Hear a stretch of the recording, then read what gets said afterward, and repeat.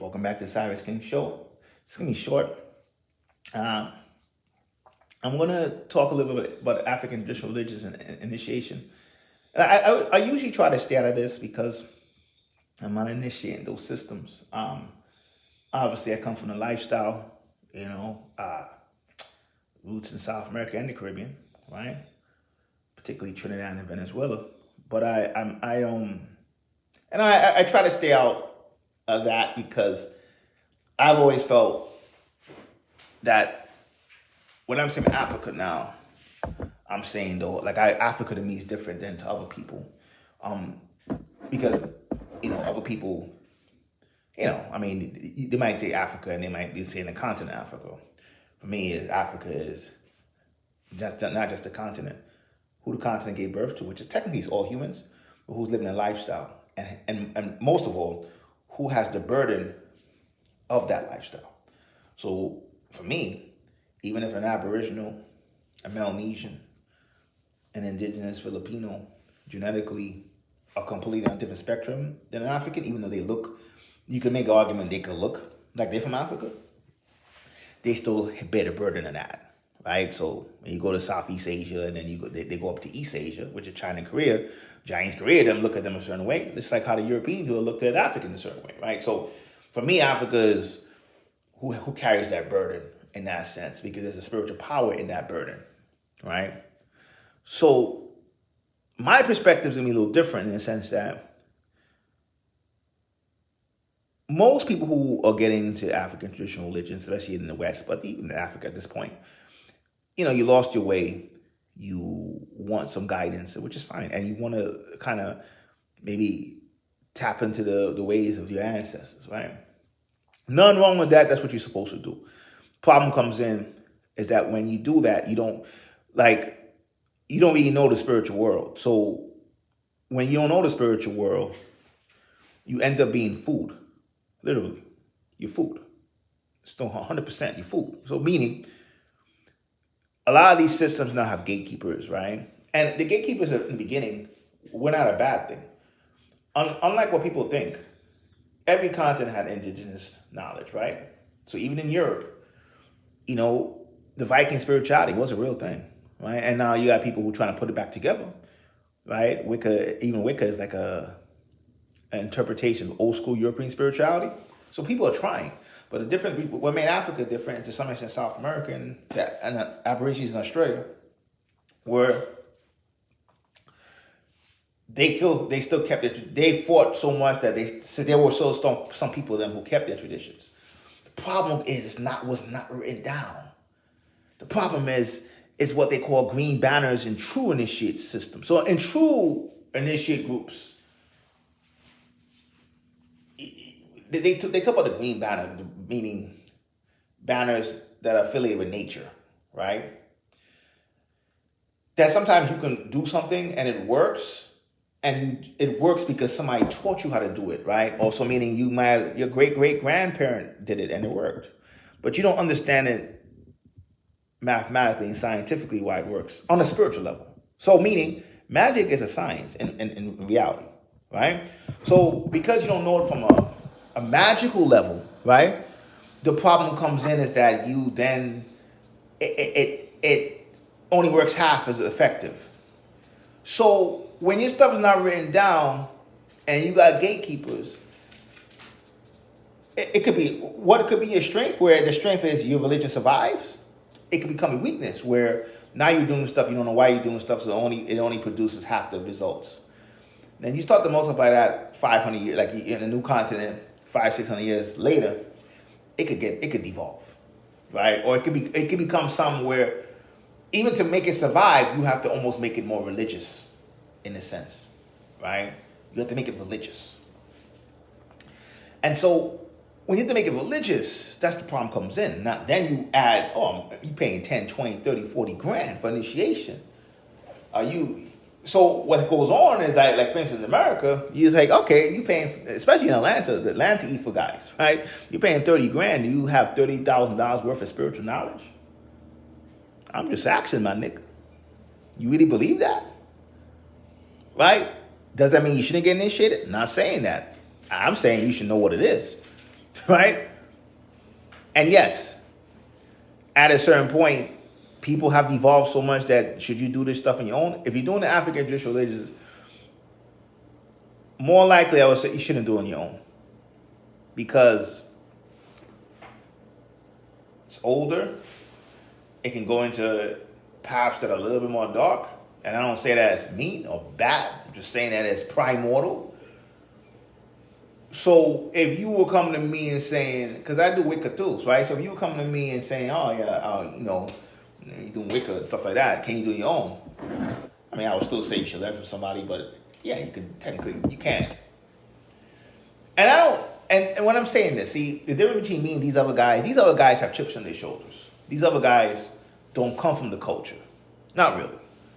I've been up and down Africa. I've been up and down South America. I've been up and down. That's why I talk about Australia and Oceania and Asia so much. I've been up and down that shit too, right? And I'm going at it from the indigenous angle as well, right? I understand when you go to India, you got a lot of the southern Tamil-based groups, right, which could look darker than the northern-based groups, but then you have indigenous people in India. When you look at them, you bring some. Then you got the Siris, not the Siddhars. The Siris, fucking slaves who went to India. There's some of them in Pakistan too. You bring them up here, they don't look Indian at all, right? No, because they came from slave trade, right? You got all that, right? So for me, I'm not a guy just gonna go to Nigeria getting this shit. I mean, that's the only stamp you pass. I'm not like that, right? So when I'm talking about ATRs, I'm talking about it from a much bigger perspective. That's why I include Australia, because I understand that also, and this has been lost, and I don't care what any one of you guys say. This the part has been lost, the land. Almost no one, if you see people doing any African traditional religion for the most part, the land is totally lost. They don't understand what that is. They don't understand the connection in that. If they did, so you know how you know that? Because then you got people who are more politically minded who would speak about, oh yeah, African religions came in South America too, but the African systems are stronger just because it originated there. And Madagascar, I do believe sometimes, like on the street, it was like this. When you a street nigga, you could hear somebody talk, and you could tell who's a street nigga. Automatically. Give it like 2-3 minutes, 4 or 5, even on the internet you can tell, right? Magic ain't no different. 90% of people don't know anything, right? So you go on the internet, you go to the comments, it's always gonna be buffoonery in the comments. They don't know anything, right? But I'm talking to the 10%. That's who I'm talking to, right? And this is why I don't like the gatekeeper shit, because Africa is the oldest continent. It's the richest continent spiritually, right? We were there before any place else. So if humans were around in existence 3 million years, right? And that's pushing it, but let's say 3 million. Some people might say 500,000. Depends on the Homo sapien, like what your thoughts on Homo sapiens are. But even if you said 500,000, let's be honest. Let's say you said 500,000.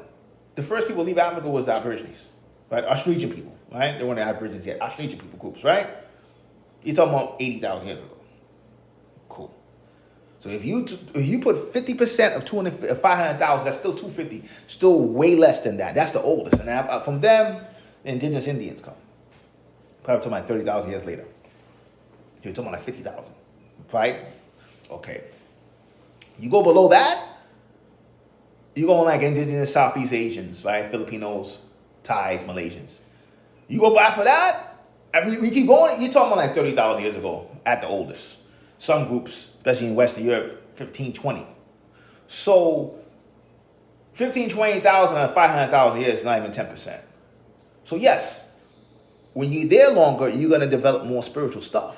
Of course, there's no question, right? That's obvious.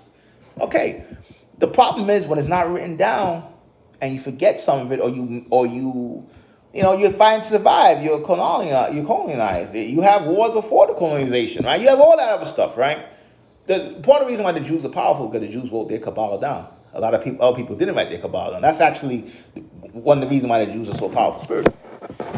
So when you come in and realize, okay, well, we didn't write shit down, so now we're passing stuff on. You lose the reasons why you do certain things. Then you coming from a small point of view, meaning if you're doing voodoo, Ifa, Palo, right? You're speaking for them, those, right? Where voodoo is, where Palo is, where Ifa is. Right? Even if you were to say you've mastered all of West Africa, let's say you got Don, he mastered all West Africa. You're speaking for West Africa and its affiliates in this part of the world. Africa is the richest continent, spiritually, genetically. So a person in East and West Africa are more distinct from each other than the Asian and the European. So a person from West Africa should not be speaking for East African politics and vice versa. And like I said, for me, I go by the burden. Who has that burden of carrying that primal essence? Even though Aborigines and Melanesians, them not genetically African because of their visuals, because of their relationship with other groups, right? When they get treated a certain way, they're carrying a burden. So just like a person in East Africa, an Aborigine is so distinct from African. A white person is closer to an Aborigine or an African than African and Aborigine are to each other, right? The biggest gap genetically between Aborigine and African. So if that's the case, then somebody from East or West Africa should not be speaking for Aboriginal politics, spiritual politics. And that doesn't mean that they shouldn't have an opinion. It doesn't mean they shouldn't practice it. It just means respecting the diversity. It's like putting matter and antimatter together, right? For you guys who don't know science, you put them shits together, you explode. It causes explosion. But if you do it right, put a magnetic field between them, you do it right, you can generate energy.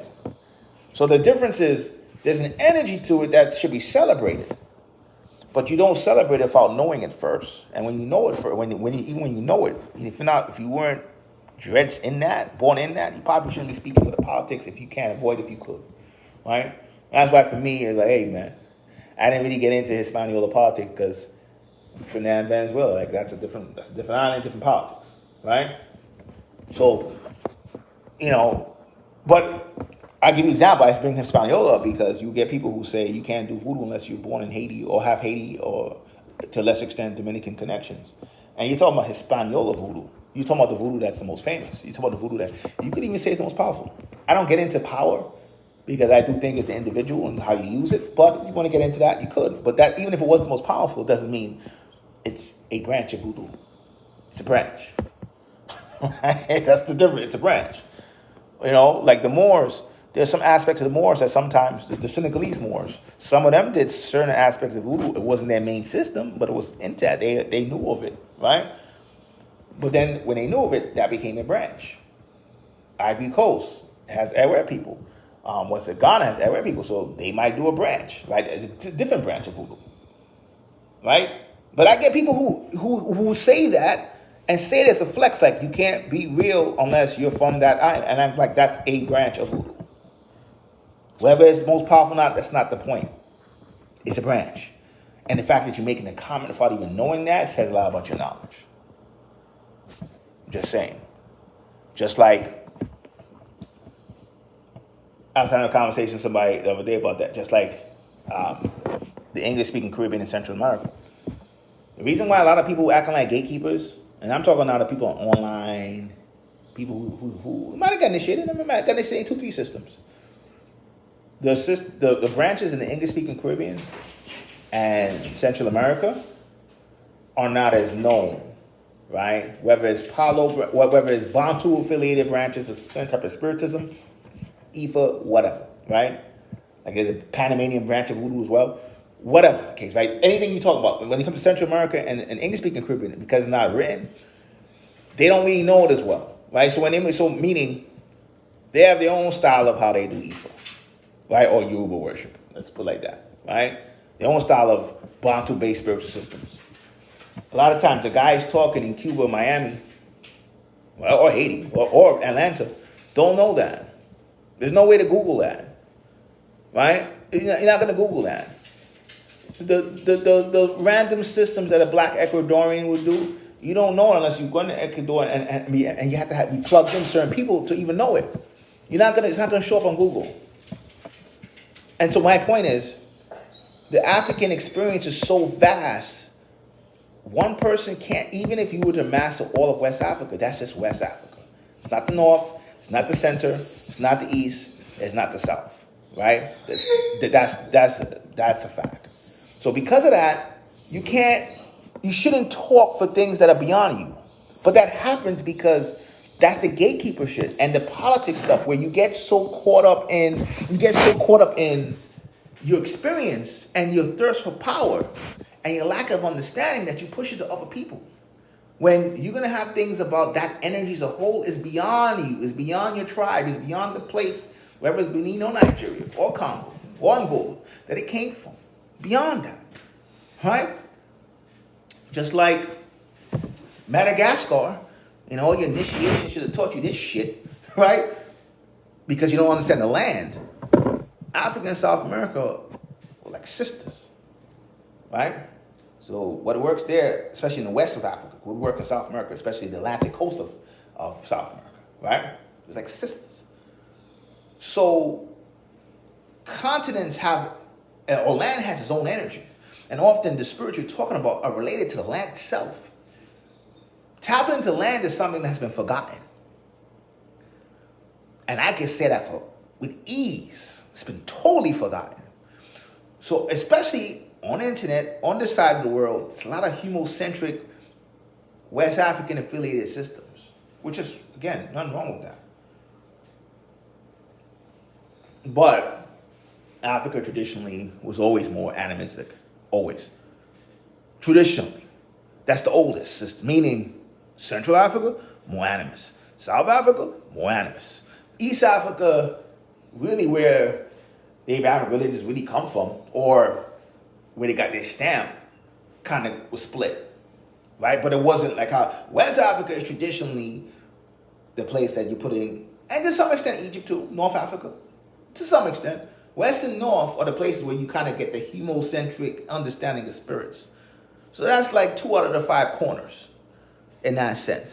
Right? And even within those corners, even within West Africa, you can't say, if you go to Senegal and Mali and all of them, before Islam, they're more animals. So I can't even say that. Like when you talk about the humanizing nature spirits, right? You're talking about really the homie Ghana and that was different, or the Khan Empire, right? It wasn't Ghana in ancient times, right? So you're talking about Ghana, the homie, oil, right? That's what you're talking about. And so that's the humanizing stuff is a small part of African spiritual systems. But over here, because people are Christian, it's the easiest thing for them to understand. And then that's when, and there's nothing really wrong with it, but it becomes a problem when you speak for the whole continent. Right? Because then when you put it to modern terms, you see black, it gets kind of complicated. You speak for the whole continent, and you can't. Even if you were the king of West Africa, you're the king in West Africa. They might have some pull in Central Africa because the Bantu people are kind of related. Well, not kind of, all Africa is related, but they're definitely related, right? You're talking about Bantu people as related. Like, Bantu people are most affiliated with West Africa. Cool. Fine. That may be the case, but that doesn't mean much in the East and the South. Because even in the South, where it's Bantu, Zulus and them are Bantu, the Bushmen weren't Bantu, and they were the first. And they're the oldest in the South, and they're the ones who have certain lunar knowledge, a certain knowledge of nature, only they got in that region. Even when we go in Congo and them, some of the Baka on them, some of them, there's certain stuff only those pygmies got. So when you're talking about as an authority, it's really West Africa, right? And so when you bring that here without understanding how the connection between land. So when Madagascar is a place none of y'all motherfuckers have knowledge of, and even within, there's people there's some people even within Hispaniola, when you talk about the 21 tribes, some of them would say the Madagascar groups are one of them. The reason why I bring Madagascar up because some of the trees, there's trees that connect, Southern Arabia, right? Australia.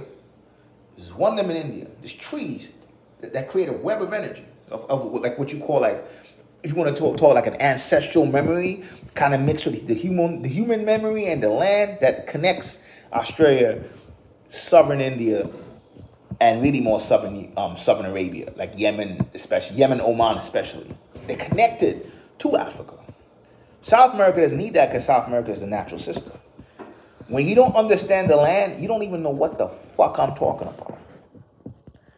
And all our systems were based on divine trees, right? And understanding of the connection with trees, and how we evolved from the land itself, right? You guys are taking a whole bunch of foreign systems. You don't realize we evolved from the land itself, from the sea itself. That's what gave birth to us, right? When you practice on these foreign, no, that's what actually gave birth to us. And then we evolved this other shit. That's the African mind. Now, is it all African? No, it's a big continent. Some people get into the human stuff kind of now, and they focus on spirits that you can kind of classify as gods, and who the hell knows at that point what your creation story says. But originally, when you talk about the Bushmen and the Pygmies, who are the oldest? Who are the mothers of everybody else? They know we come from the land. That's no question about it. And you ain't older than them, and you ain't got no more spiritual knowledge than them, because your shit come from them. Just being honest, right? You anybody who doesn't know that should not be acting like no damn gatekeeper for the whole Africa. You a gatekeeper, you're a gatekeeper for your little system that you spent $20,000 for, and no astral abilities, no nothing. Not a diss, but it's to say, when you are not even from that, like you're from America, and you spend that, understand you're not getting powers. Understand you're understand. Now, should you do it? My answer to that was always yes, and it still is yes to some extent, even though I said hesitant, because I still think you do need somebody who has wisdom to guide you within that style, right? So African systems are older. It's not like if you're doing Wicca, you can kind of get away with that, but African systems are kind of older, so you're dealing with older spirits, and so you probably need help, right? What I'm saying is, the best way to approach that is to know the spiritual world, right, beforehand. So when you get initiated, right, and when I say beforehand, know it from other sources, right? Know it from in a universal point of view. So when you get initiated, you know a lot more than somebody who doesn't know anything going to these people, because that's when they hustle you. That's when you get scammed, in that sense, right? Because you don't know any better.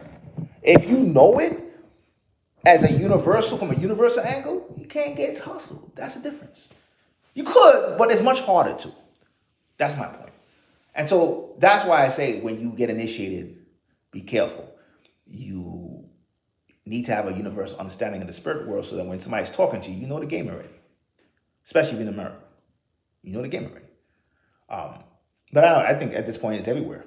There's scammers, hustlers everywhere. And it's not even with hustlers. Some people could have genuine good intentions, right? But the spiritual world evolves like everything else. And, you spending all that money, you spending all that time, and you might be on first grade or second grade and think you were in fucking college. And if you're in second grade and think you're in college, that's a problem. So, Siris King, till next time, peace.